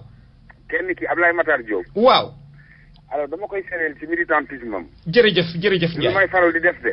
jërëjëf Ndiaye. yow xam nga sama cër ak moom fekkee nga ko ci dëju. waaye Blaise xam naa sa générosité bi nga xam ne da nga ko doon ci sa papa mais rappelé auditeurs yi ni kii di wax doomu Alassane Ndiaye Allo nekkoon basketteur au Dial Diop et au Jaraaf kon Blaise Axil. waaw parce que li ñuy mujj gisee mën a yoo. waaw. ci dëju soxna Ablaye Fofana suñu yaay Fatou Fofana. wax nga dëgg. Mame Penda Sarr. wax nga dëgg. yàlla ko yàlla xare. amiin Ndiaye. alors Ablaye Matar rek laa gis. muy xuloog Abdou Diouf président. waaw. ci tuddee stade bi tudd Léopold Senghor tey. waaw. Alassane Ndiaye Allo. ndeysaan. anecdote boobu soo gisee ma koy raconté tey. waaw. di ko seedeel. oui. parce que ñaari président yi mu tuddal génération activité am. mu xuloog Abdou Diouf parce que dafa bëggoon stade bi ñu tuddee ko Allo. wallaay. est-ce que. ñu tuddee stade ci Senghor. waaw. mu téléphoné ma. dama ñëwal sama bureau. oui. ma ñëw bureau. mu ne ma Blaise Abdou Diouf xam bindante nañu ay lettres ma yëgal la ko ma ne ko muy dëgg. oui. tey tuddee na ko Senghor. oui. mu ne ma Liberté waaw waxal lu la neex. ma ne ko Senghor président la kenn du ko discuté. oui. mu ne ma yow sama rek mel nga noonu. ma ne ko Senghor dafa rey président la. oui. pour te dire Ablaye bu ko Allo yàggoon. jërëjëf sa Ndiaye loolu mooy militant du sport. jërëjëf ti Blaise. nga boole ci talent. waaw. may ñaan suñu borom xare ko àjjana te ñaan yi. amiin Ndiaye. ñu fas kii ñu mujj dajee ci dëggam. oui. muy Alioune Diop te ma am lu bari ci basket lu mu ma jox ci ko. est-ce que. ndax sama génération ñu bari moo leen tabax. wax nga dëgg Blaise. ma di tëjee nag sama woote. oui. ci frère Emmanuel bi nga tudd. waaw. lu stade mat na école de sport. waaye Blaise jërëjëf Blaise. ndax daan na fekk basketteur ne ko kaay nga jàngee Saint-Michel bul fay. waaw. man dund naa loolu. est-ce que. ma jógee Jaraaf dem GA. oui. kon valeur yooyu. pour tëj wax ci. oui. dama ko dund nga wax ko tey. oui. mais physiquement tey école Médine fu ay xale. suñu ay doom. oui. di def exposition. oui. ci les parrains des écoles Médine Allo bokk ci. ndeysaan. ñoon Mbaye Diagne Teegay. ndeysaan. xale yi plaider. oui. pour les retours des vertus. est-ce que. de la dignité. est-ce que. walaay sama xol tooy trop. waay ma dégg la ngay wax ci ñooñu. oui. mu woon bañ a ñàkk woote daal. waaye Blaise dama kontaan Ndiaye. parce que ñoo ko bokk. yow xam nga yow dama la bëggoon def consultant nee naa la yow biñ ma joxee tout man la yow consultant nga ci kër gi. wallaay. sa cëru papa laa lay jox ci kër gi. alhamdulilah rabbil alamin. waxtu wu la neexee bu la neexee da ngay xuus yéeg si ba ci biir émission bi bul téléphone ci da ngay ñëw toog. mais dama ko war a def sax. voilà. parce que luy bokk ci dundal histoire démb la. voilà. parce que sànq maa ngi wax xale yi maa ngi leen gis ngeen alu. waaw. bu leen ko xool rek comme enseignant. wax nga dëgg. il faudra vous poser la question. de savoir. comment cet homme du tiers-monde. oui. a-t-il trouvé la paix d'esprit. est-ce que. qui lui permet d'être ce talentueux communicateur. est-ce que Ndiaye. bu leen ko devoir ngeen xool. jërëjëf. yooyu yëpp moom la ñu bokk ñun ñëpp. Blaise kontaan naa trop merci. non man maa lay remercier yow mi dugg si ba dolli ma. merci. maa ngi lay pareel nag ci émission ba ca télévision ba ñëwoon démb bi. non bu dee démb bi ñu yem ci sport de. d'accord. parce que bu ñu duggee ci tijanisme. waaw. moo wax la ci ru alu fu mu juddoo ci ndax faagay ba fa yaayam. est-ce que. moom jigéen ñi taxaw fi Dakar ak Fat Diop. Adja Maam yaa ci Diagne. oui. ñoo demoon dox taxawal tariixa daayira Tijaan bi. doon nga sa papa Blaise doon nga sa papa. kon jërëjëf waay laay. doon nga sa papa. yooyu. jërëjëf neexal la nangu naa neexal bi. merci Ndiaye. allez au revoir. ndeysaan kii ngeen dégg doomu Alassane Ndiaye Alou mii royukaay mi nga xamee ni ñun ñëpp daf ñu inspiré Alassane Ndiaye Alou li mu ko wax doon nga sa papa li mu wax tout à l'heure muy ouverture bi mu def sur l'histoire papaam dafa doon def regard sur le Sénégal d'autrefois en marge de ses prestations sportives ak nag générosité bi mu am ci Ablaye Matar Diop passage am marqué ko ma ni ko Blaise je te sens yëg naa li ngay wax du fond du cœur parce que yàgg Ablaye Matar complicité boobu yàgg na am Ablaye Matar ji la bopp cofeel nag ci sa papa moom laa wax ni Ablaye buñ doon élire ministre gañe ko dana jafe bu fekkoon ministre dañ koy élire gagné ko au poste de ministre des sports dana jafe trop di souhaiter nag la bienvenue à Malick Gakou mi jël son relais Blaise jërëjëfati alors on va retourner à Saint-Louis mag Alassane Seck Alassane gis nga de ni ñuy jaabante ci studio bi on va retourner à Saint-Louis ma fekki Nabi Silla puisqu'en ce moment la Linguère est en train de recevoir Jambar au stade Me Babacar Seye Nabi Silla. Oui, tout à fait, Linguère Jambar, pas de but encore marqué entre ces deux équipes, je le rappelais tantôt, Jambar classé premier de sa poule avec 19 points, la Linguère 6e avec 10 points et c'est un match équilibré au moment où donc l'équipe de Jambar par le numéro 2 donc, qui est entré d'ailleurs à la 65e minute, il s'agit de Hugo Senghor qui bénéficie de coup franc quand même, qui est relativement loin, qui sera exécuté par Salim Ndaw. Signalons simplement que match bi ci diggante lii di Jambar ak Linguère kenn dugalagul coup franc bi dem na dugg na ci surface de réparation bi des ballon mi ngi dem ci 6 mètres yi Khadim Ndiaye ne perd pas beaucoup de temps, il dégage loin et très loin dans la surface de réparation de l'équipe de Jambar, repoussé par la défense, ballon qui se dispute au milieu du terrain et donc c'est plutôt les Sambalingues qui menace et malheureusement c'est un ballon qui va en 6 mètres nañ jàpp ni doyen Abdoulaye ci stade Me Babacar Seye 84e minute ci diggante Linguère ak lii di Jambar fi mu toll nii kenn dugalagul mu doon match boo xam ni neex na askan wi ñëw nañ nag seetaan ci li nga xam ne moo di match bi ci lim boo xam ni dafa yemamaay su fekkee gis nañu na mu daan feesee lim bi dafa yemamaay ñu bari nag ñëw fii di bëgg découvrir équipe bu Jambar bi nga xamee ni nous avons entendu beaucoup de bien de cette équipe de Jambar quand même qui fait une bonne prestation ici au stade Me Babacar Seye, il faut le reconnaître, au moment où, en tout cas, donc cette équipe de Jambar se fait encore menaçante, stoppée par la défense de la Linguère de Saint-Louis. Et l'équipe de Jambar bénéficie d'un coup franc qui 85e minute ci stade Me Babacar Seye. Waaw maa ngi dellu si attends damay dellu si dans 5 minutes. Revenez-nous très vite. Dans 5 minutes pour assister à la fin du match. La fin de ce match entre Jambar et Linguère. À tout à l'heure Nabi Silla. Alors Alassane dama lay interpeller waat ci demi-finale Coupe d'Afrique Coupe d'Europe yi mën nañu am en Ligue des Champions finale Barcelone Real même si Bayern attention du yomb pour Real. Parce que xam nga Allemagne leen di motiver la finale de la Coupe d'Europe ce sera à Munich. ci biir kër Bayern te Bayern bëgg nañ ko fekki. mais ragal naa fu muy mujjee rek mooy Real Madrid Real Madrid Barça. parce que je crois que contre Chelsea Barça moom nar na jàll pas avec beaucoup de difficultés. même si Chelsea ñi ngi xaw a ñëwaal tuuti mais équipe Chelsea bi woyof na par rapport ak yeneen équipe yi nga xam ne du Chelsea bi amoon il y a quelques années. voilà xaw nañu yolom en ce moment. et puis Real de Madrid Bayern Real de Madrid kan mooy njëkk a dem aller. Real mooy fekki Bayern à l'aller. waaw mais loolu moo may wan ne peut-être Mourinho na leen gagné. xam nga Mourinho dafa sur en deux matchs. ak aller bi moom mu njëkk a dem. xam nga man lu ma ragal Alassane. Real tel que gagné à Munich. loolu laa ragal. parce que dañu mën contre te xam naa ni Bayern seen kaw lañ jëm si. dañu mën a contre te dañuy tëj jeu bi. voilà dañuy tëj jeu bi. xam nga Mourinho yàgg naa ko seetaan ay match yoo xam ne damay déglu micro yi nekk ci wetam ma koy dégg li muy wax.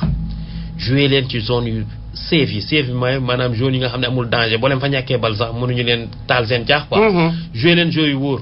moom maanaam dafa mën a dafay calcul daal. dafay calcul dama ragal nag mu tëj match aller bi complètement ñeneen di jéem a attaqué mu dugal leen but. comme ni ko waxee. dafa ñu tuer match bi. oui par contre benn bi Barcelone kii aussi beneen bi xam nga espagnol yi chance bi ñu am Real dafay recevoir Bayern au retour Barcelone di recevoir Chelsea au retour.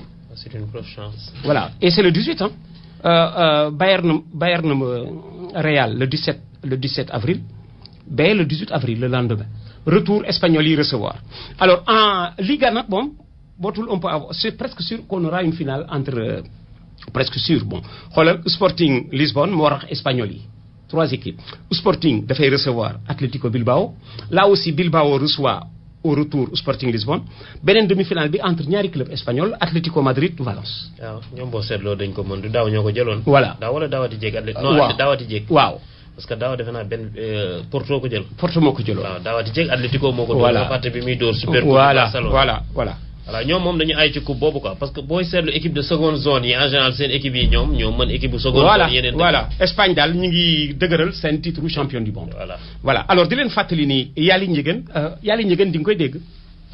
ci ancienne gloire yi la. Yaali Njëgën moo doon doublure Lamine Koura maa ngi koy nuyu Lamine Koura Fall ca Saint-Louis moo doon doublure Lamine Koura au jeu de l'amitié génn àddina moom tamit danañu ko organiser le mémorial le 15 avril au Parcelles Assainies à Thiès près de la police unité numéro 1 près de la police Yaali Njëgën nekkoon ancienne gloire golul sewatee ànd ceeg bu ba jaxaaw ñu daan ànd di ñëw équipe nationale mi ngi tudd nag Serigne Abibou Njëgën di Yaali Njëgën moom la ñuy defal mémorialam le 15 avril dinañ am temps dellu si ci programme bi Guinée aussi ñu ngi ci dëj avec le décès de Fodé Souma Souma qui est décédé à Paris qui fut ministre de la jeunesse et des sports sous le règne de Lansana Conté l'ancien ministre des sports guinéen décédé à Paris tout à l'heure je vous ai parlé de Fadiara Sissoko ancien arbitre doom jaa ngi arbitré Ndeye Fatou Sissoko ca Kolda ñu koy jaale di jaale aussi Cheikh Seck endeuillé avec le décès de son oncle.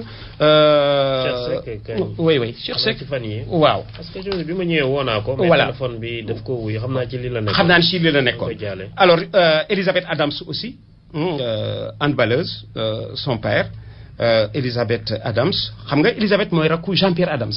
Elisabeth bi sax seetaan naa ko mu ànd. voilà moom it papa ji international ci ñiy dundal handball bi au Sénégal yaay la ci handball bi Elisabeth. yaay ay années 70 ñoo yore woon équipe nationale muy rakk nag ci Jean-Pierre Adams mi nekk dans le coma depuis 30 ans. Jean-Pierre Adams bu équipe de France. waaw mooy magu Elisabeth. depuis 30 ans ñu dellu Saint-Louis fekki Nabi mi ngi fi. ayca ñu dellu Saint-Louis fekki Nabi pour assister à la fin de son match Linguère Jambar Nabi je reviens à vous pour la fin du match on l'a perdu alors que j'en étais c'est vrai à Jean-Pierre Adams dans le coma depuis 30 ans xam naa ni papa ji nee naa Adams dellu si moo ko gënaloon moom mu dem complètement Adams si dellu si moo ko gënaloon ñu ànd ak yéen ba tey ci programme Radio Futur Média di négale Nabi Silla ci fin wu match bi waa rajo Futur Média di am mbégte tey jii di dalal Alassane Seck, le foot féminin qui prépare le Maroc les semaines à venir. Di leen fàttali aussi programme lamb ji demain ak altine ji parce que ce sera un week-end vraiment très chaud pour la lutte. Alassane boo nekkee Londres regard bi ngay am ci lamb ji en ce moment au Sénégal. dama koy seetaan bu baax. Nabi est là. Nabi, je reviens à vous pour la fin du match. Tout à fait. Donc, vous nous arrivez au moment où le gardien de Djambar se saisit du ballon, Ousmane est très présent. Et un dérangement qui est parti, un ballon qui est en train de se disputer au milieu de terrain et c'est une fiche concédée par cette équipe de Djambar. Donc une longue touche effectuée par le numéro 17 de la ligne de Saint-Louis, il s'agit de Momodou Seck, et qui bénéficie encore de quoi? Voilà, d'une remise en jeu qui devient finalement au moment où ça commence à bouger, la 89e minute ici au stade Maître Babacar Seye, un dégagement qui est parti et qui devient un semestre pour cette équipe de Djambar. Donc la Ligue de Saint-Louis qui dans les 5 dernières minutes est en train de se faire très menaçante face à Djambar, ce que la Ligue n'a pas pu faire depuis le début de cette rencontre. Il peut jouer après les remplacements parce que nous avons vécu quelques remplacements assez intéressants, d'autant plus que Madjot Ndiaye, bien sûr, à la 68e minute, qui est entré à la place de Ibrahim Ndiaye. À la 88e minute, nous avons enregistré la rentrée de Amadou Doudou Soumaré, fils de Papoufa Soumaré, qui est rentré à la 86e minute en remplacement de Moussa Dembélé. Donc, ces changements ont certainement apporté sans ne pas cette équipe de la Ligue de Saint-Louis au moment où ça commence à bouger du côté du public, c'est en train simplement de faire mouvement vers la porte. Donc 0-0, 89e minute ici au stade de Babacar Seye entre l'équipe de la Ligue de Saint-Louis et Djambar, la Ligue de Saint-Louis qui a changé de stratégie depuis 5 minutes et qui est en train de se faire de plus en plus menaçante face à cette équipe de Djambar.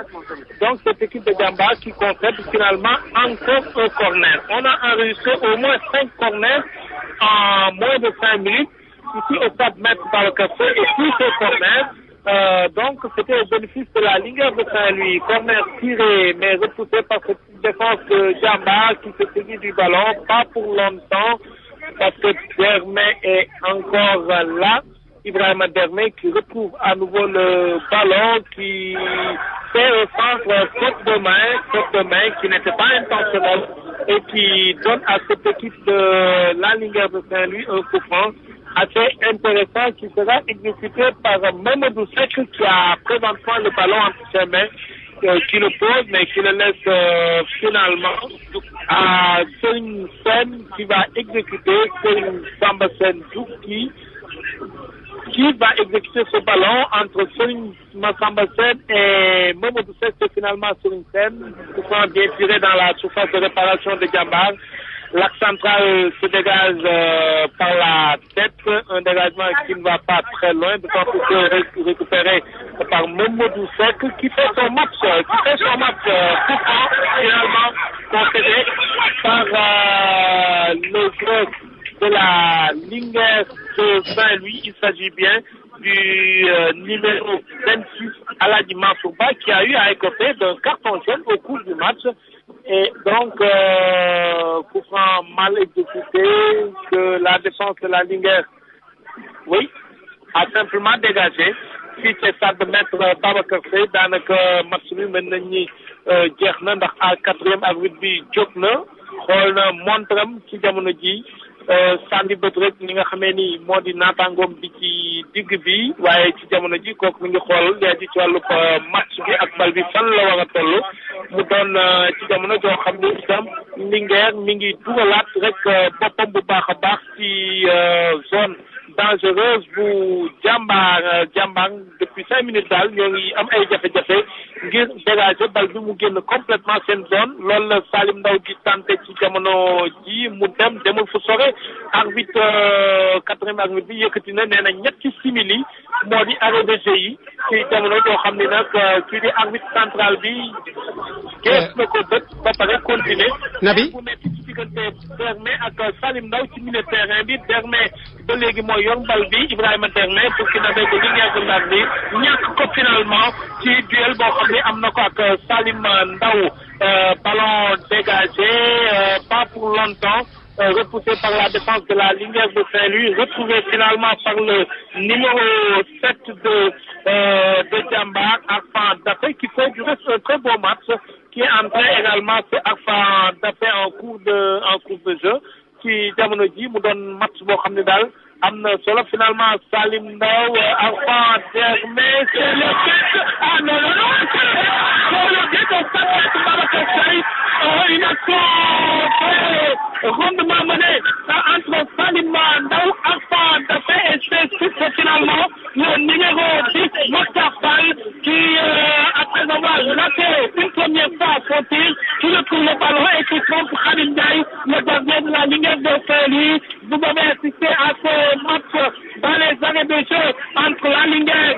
et Djambar. C'est Djambar qui a ouvert le score par le numéro 10, le Mokhtar Fall. Un très joli but du reste qui met en tout cas la déception du côté de la Linguère de Saint-Louis, qui risque de connaître encore une fois de plus une défaite au pas de maître Babacar Seye, qui dit Mokhtar Fall boo dugal bitu Djambar bi nga xam ne daal am na solo pratiquement ci année de jeu yi but boo xam ne rafet na loolu wàccul benn chance gardien rek bu Linguère bu Ndar bi nga xam ne ni moo di gardien bu équipe nationale Khadim Ndiaye mu doon loo xam ni doyen Abdoulaye jot ngeen ko fekke mu di but boo xam ne dugg na ci arrêt de jeu ci diggante lii di Linguère ak Djambar mu doon match boo xam ni intéressant na waa Linguère teg nañu bal bi ci kaw central bi teg ko dem doon mu dem ba ci góolu lii di Djambar góol bi ci jamono ji def na dégagement bu sore lool ci zone bu Linguère défense bi dégagé Linguère di jéem a def kéemtalaay kàttanam ngir dellu ci score bi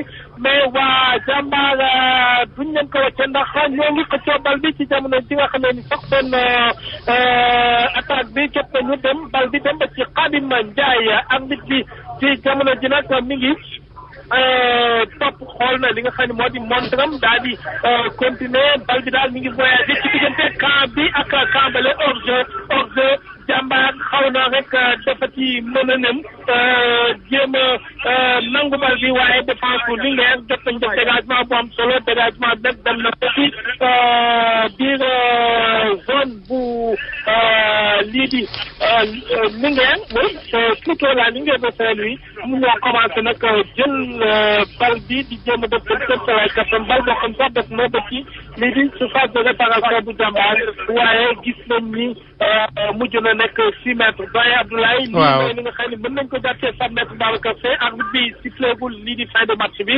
ñu koy xaarandi 2 moments à l'autre sax na sifflet bi sifflet na c'est fini au 7 mètres Babacar Seye et c'est finalement Djambar qui mène par 1-0 au 7 mètres Babacar Seye mu doon loo xam ne jot ngeen assisté ci fin de match boo xam ne am na solo lool ci diggante Linguère ak Djambar donc amoon 19 points tey jii di am 22 points ci diggante ak li nga xam ne ni moo di Linguère doyen Abdoulaye. waaw vous l'avez vécu en direct ce but de Djambar.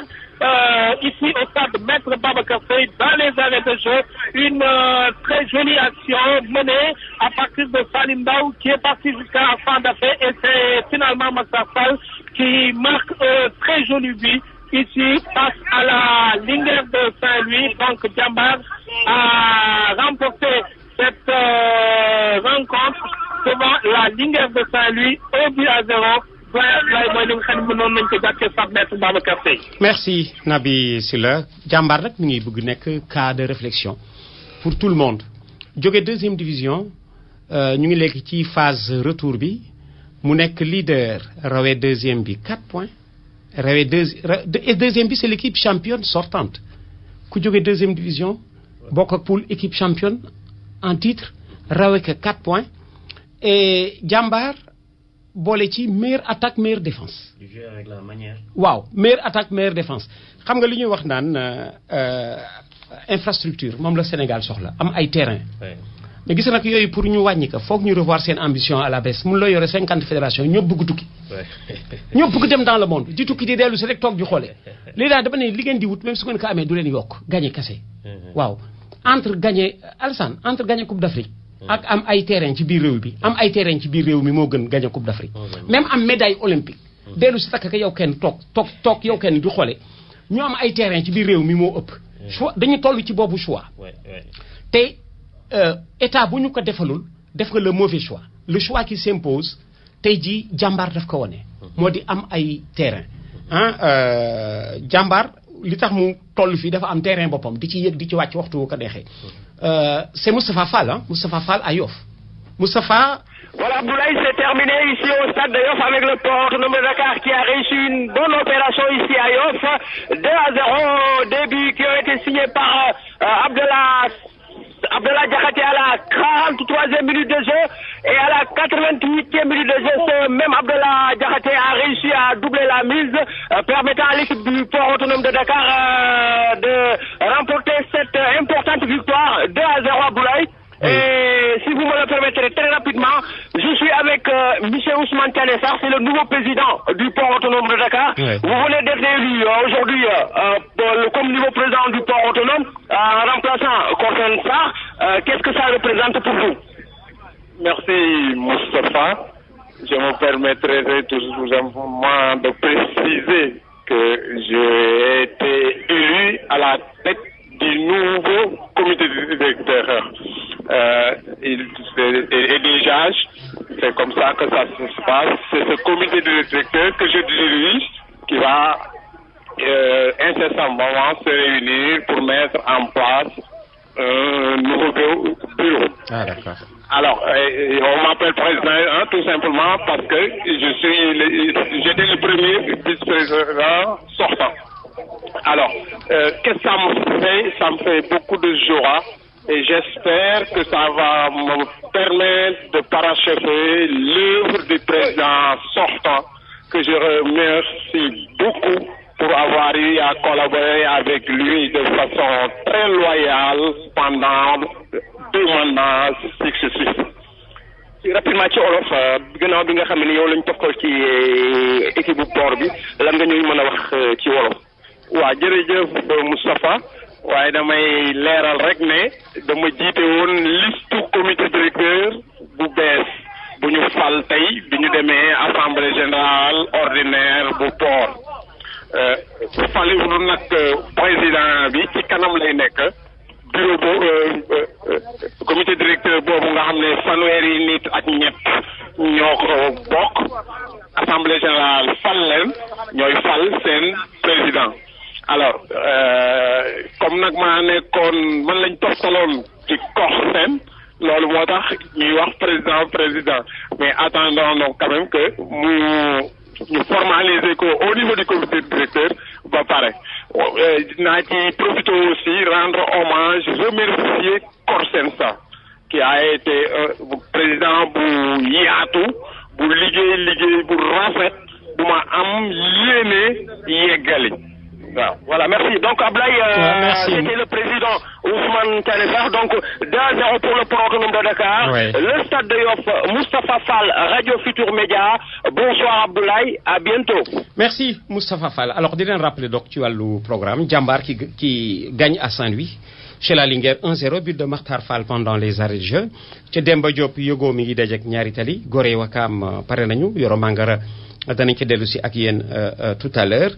Compagnie sucrière Yakar, c'est également cet après-midi à Richard Toll. Dellu si di leen rappeler au programme de demain Touré Kunda Pikine, Casa Sport Dara. Lundi Guédiawaye Duc, mardi Jaraaf Douane. Di leen fàttali aussi le grand combat de demain, l'acte de guerre de Eumeu Sène. muy nekk combat bu rëy Alsane ma bàyyi la nga tàggoo. waaw maa ngi nuyu ñëpp. oui di gërëm ñëpp. di nuyu aussi encore une fois sama collaborateurs yi ak tous les sportifs sénégalais. jërëjëf Seck. ak les supporters sénégalais les fans du sport d'une manière générale et wax leen rek ñoom rek ñoo tax ñu nekk fi lépp lu ñu leen mën a indil rek jëlal leen ko indil leen ko fii ñu mel ne fële lañ nekk dinañ ko def incha allah. jërëjëf. voilà. Alsane Seck, merci d'être venu. Alors, on va fermer comme on avait ouvert avec le ministre en temps. Somone Djohat Malik Gakou, mi nga yoré fofu ci voilà. Ñu fofu mu tollu rek. Waaw, fofu mu tollu. Voilà. On l'écoute un peu pour tay. Avec joie et pertinence. On ne peut pas évoquer la Jeanne d'Arc sans évoquer le nom de El Hadji Malick Sy Souris. Je voudrais, du haut de cette tribune, lui rendre un hommage. Puisque si on rend hommage à El Hadji Malick Gakou, c'est parce qu'on rend hommage à El Hadji Malick Sy Souris. Puisque c'est El Hadji Malick Sy Souris, lui, le grand, lui, le compétent, lui le maître, lui le géant du football, lui l'homme de cœur, mais lui le germain tout court, qui, à l'entame de mes activités sportives, m'a reçu. Et il m'a dit, Malik, fonce dans le football. Accepte le challenge. Bats-toi.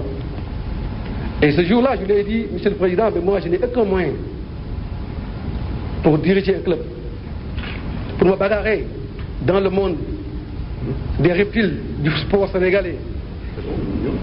Et j'avais peur du haut de mes 30 ans.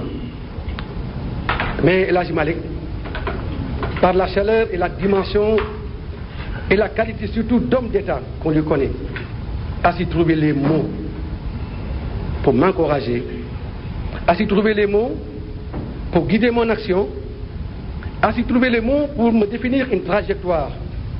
Voilà, Malik Gakou qui rendait hommage à Malick Sy Souris, son grand frère. Voilà, on clôture ainsi. Alsane Seck, merci d'être venu. Merci. Ne quittez pas l'écoute dans un moment, un petit journal avec Yoro Mangara. Merci d'avoir choisi voilà, le grand rendez-vous des sportifs sur la radio Futur Média. Bonsoir.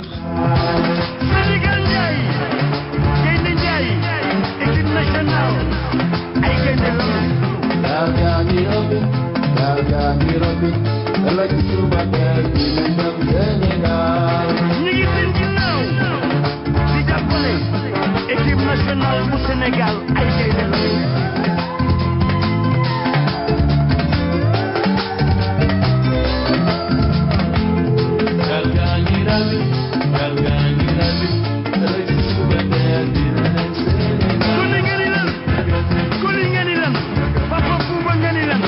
Il est 19h, l'actu en bref.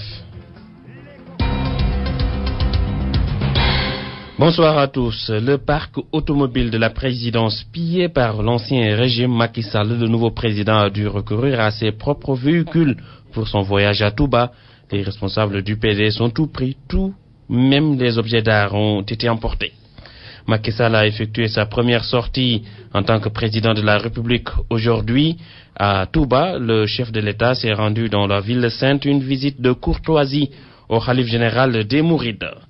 Et les premiers problèmes entre Macky Sall et ses alliés, le partage des sièges à l'issue des prochaines législatives, est à l'origine de ces problèmes. Et puis les habitants de Ouakam s'insurgent contre ce qu'ils qualifient de bradage de la façade maritime de la localité. Le domaine maritime de plus de 8 hectares a été morcelé et cédé à de hauts dignitaires de l'ancien régime. Réunis en collectif pour la défense des terres de Ouakam, ils entendent lutter contre ce phénomène. Tout de suite la version Wolof. Yoro Mangara. mbokk yi jàngeen jëf tënk xibaar yi ñu doore kook daamaar yi nga xam ne moo nekkoon pale ba bëri woon nañu trop waaye jamono ji benn desatu fa ñu nekkoon ci nguur gi ñoo ko fab yóbbu ñii ñu ngi koy pentiir seen kër ñii làq ko feneen tax sax ba Macky Sall wayaasam bi nga xam ne moom la doon amal ca diwaanu Touba ay woto boppam la mujj yóbbu ndax amatul li daamaar foofa ca présidence de la République foofa nag lépp la ñu yóbbu ndax ci xibaar sax ne ñu objet d'art ya fa newoon gars yi fopp na ñu yóbbaale Macky Sall demoon ca diwaanu Touba tey jii di nganam gu njëkk bu mu nekkee président de la république foofu ci dëkk bu tedd ba jot na nag waxtaan ak xalif général kullu murit nee na moom chantier yi nga xamante ni sumboon nañu ko ca diwaan ga dina ko yeggali. Macky Sall moom ak ñamu àndaloon ci daal pàcc élection yi li nga xam ne moom moo di présidentielle yi Benno Bokk Yaakaar fu mu nekk ni nag diggante bi neexatul dara ndax nanuy séddalee toogu ya ci assemblée nationale la ñu jubóowul. Macky Sall ak ñooñam dañuy laaj ñeent fukk jàpp juróom-ñetti fukki toogu gën kaa néew loola nag waa coalition bi nee nañ dafa ëpp nanu ko xoolaat bu ñu sañoon ñu wàññi ko.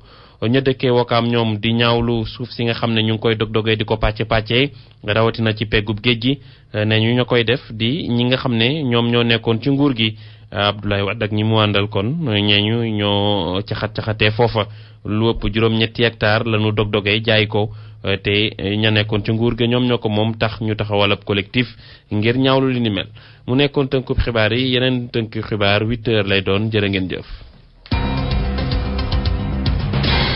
Publicité sur RFM.